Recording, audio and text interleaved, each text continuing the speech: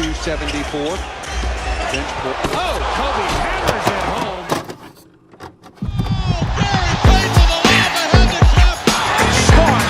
Hey guys, this is Dominique Wilkins. Hey, this is Sean Kemp. This is Gary Payton. Hey, this is Pau Gasol. NBA fans, what's up? This is Vince Carter here. Hey, what's up? This is Matt Barnes. If you're an old school NBA fan like I am, make sure you check out the Basketball Time Machine with my man Sean David. Hey folks, how's it going? Welcome back to the Basketball Time Machine. I'm your host Sean David. Thanks for tuning in. Let's talk some old school NBA basketball.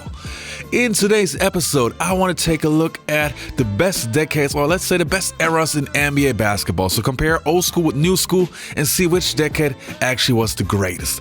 But before we dive into today's episode, let's take a look at my sponsor. Today's episode is brought to you by Magic Spoon Grain-Free Cereal. Since I am a kid of the 1980s, I grew up with my weekly dose of Saturday morning cartoons and naturally my cereals. But getting older and having to watch my diet, I can't just eat any cereals. And that's why Magic Spoon is so great. All the taste of delicious cereals, but healthy.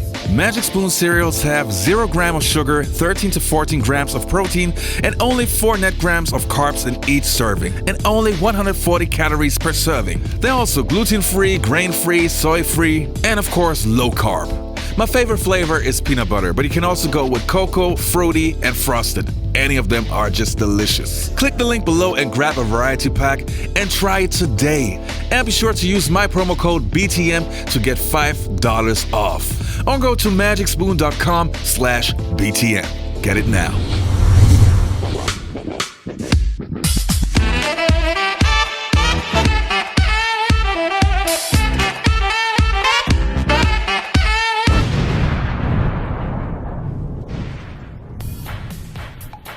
So how am I going to approach this list? Well, I narrowed it down to 5 different eras. So let's start with number 5. Coming in at number 5 are the 2010s.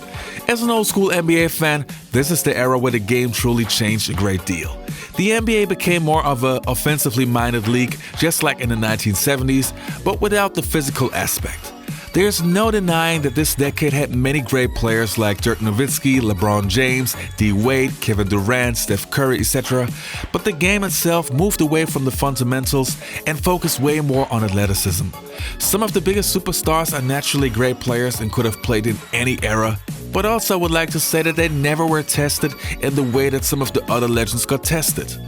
But more on that later when we talk about other decades. The 2010s are the rise of the three-pointers, and gone are the days of the dominant big men. But from this point onwards, guards would dominate the league. Also, one reason why I can't rank this decade higher is that there were hardly any skilled big men, no variety, and every team played the same way. There's no denying that the guys could jump out of the building and shoot from literally everywhere, but when it comes to the all-around game, this decade was the start of the boredom. Just because Dirk is 7 feet tall and he's a great shooter, just because Kevin Durant is 7 foot and he's a great shooter, that don't mean all you other 7-foot dummies should be out there shooting jumpers. And the next decade that I have on my list, so coming in at number 4, is the 1970s. The era of Dr. J, Kareem Abdul-Jabbar, George Gervin, aka the Iceman, and many other legends. When we talk about the 1970s, we have to remember that this was a very wild era. Many players were using drugs and not every team was good. But what was outstanding to me was that this decade seemed to have a healthy balance of fundamentals and athleticism. If I hear some people talk about that guys could not jump back in the days, they should really take a look at the early footage of David Thompson and Dr. J. And no, I don't want to say that the 1970s were the best era in NBA basketball, but this would be a springboard of what was about to come. And some of its superstars laid the groundwork of what would later be the perfect NBA. You know, when you talk about Oscar Robertson, I was on a panel with Oscar Robertson and Jerry West. And to see Jerry West talk about Oscar Robertson, look, I know I'm the logo and everything else.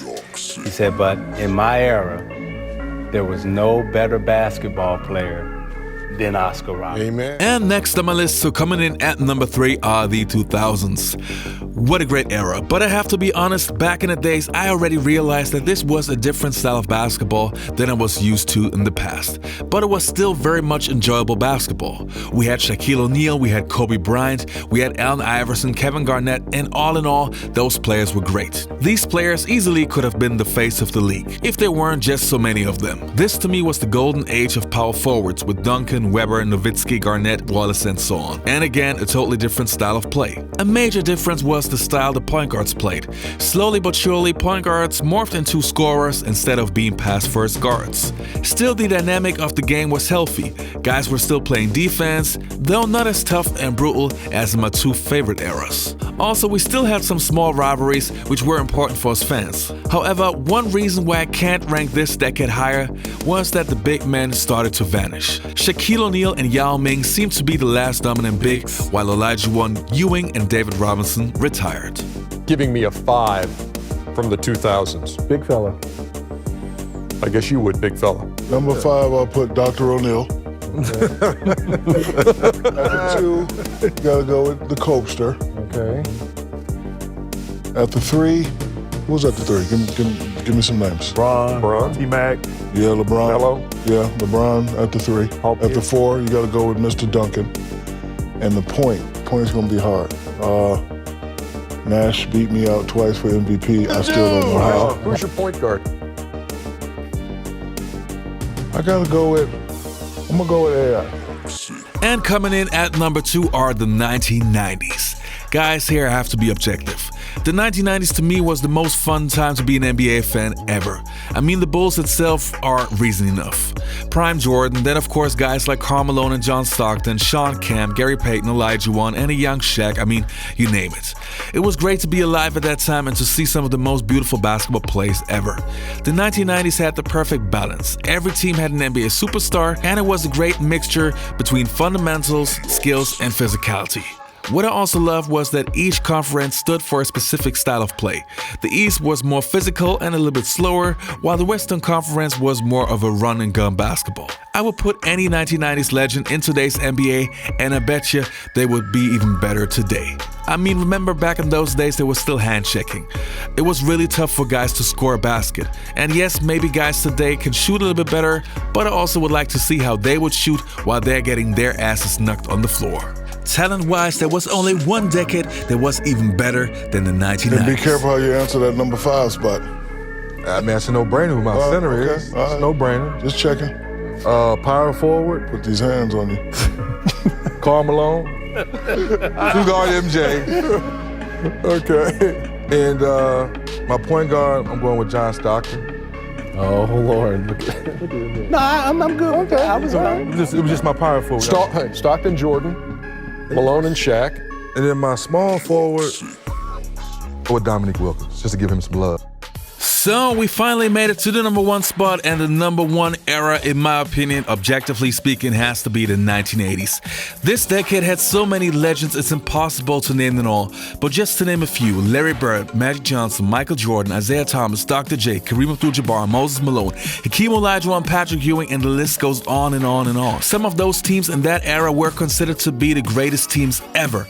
And just like in the 1990s, guys played physical defense but also been talented on offense. This decade to me has to be the most talented in NBA history. Now, I think the toughest era, just looking at it, is the 80s. I mean, when you look at, the two teams that, we argue and say are the 2 best ever, Boston's 86 team is arguably the best team to ever play, in the NBA.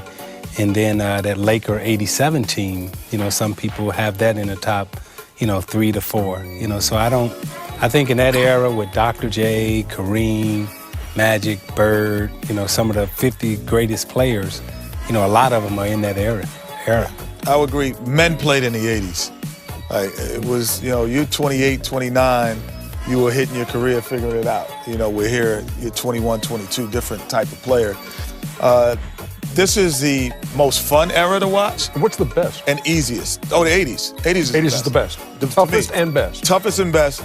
Easiest and most fun to watch is now. When I came into the league, there were so many guys who were so good at what they did, and guys that you wouldn't even think of, you hardly even heard of, but you see a guy like a Ricky Pierce or a Vinnie Johnson, and those guys, unbelievable shooters. I mean, hit a mid-range shot with you in their face. You know, you play against Alex English, and he looks like he's moving in slow motion, but he's scoring nonstop. Where do these guys come from? Yeah, exactly. You think, where do these guys come from? Where there's so many guys who are so good at their job. That was the thing in the NBA. Coming from college, there's no way you can be prepared for that. All right, you guys, that was it for today's episode. I hope you enjoyed the content. Don't forget to leave a like and subscribe to the channel, and also check out my sponsor, Magic Spoon, at magicspoon.com/BTM to get your price reduction.